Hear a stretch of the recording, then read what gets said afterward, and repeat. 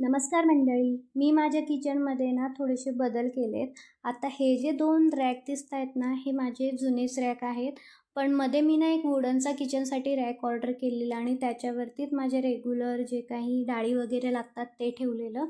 पण त्याच्यामुळे ना मला किचन व्यवस्थित क्लीन करता येत नव्हतं. त्यामुळं मग ते मी काढून टाकलं आणि ज्या काही माझ्या जुन्या रॅक आहेत ना, त्या परत किचनमध्ये ठेवून दिल्या. आता म्हटलं किचनमध्ये ह्या रॅक ॲड करतच आहे तर किचन देखील थोडासा डेकोर करूयात. त्याआधी माझे किचनमध्ये जे काही साखरेचे आणि चहाचे बॉटल्स रिकाम्या झालेल्या ना, त्यामध्ये चहा पावडर आणि साखर भरून घेतलं.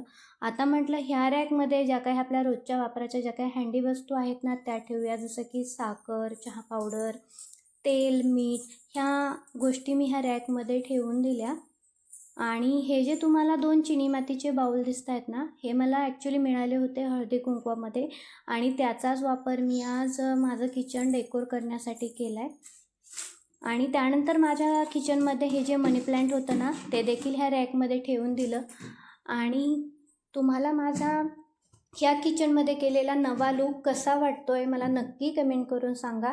आता हा कॉर्नर तर सेट झाला. इकडच्या कॉर्नर देखील मध्ये मी ज्या काही माझ्या डेली वापराच्या वस्तू जसे की डाळ, तांदूळ तेही ठेवून दिलं.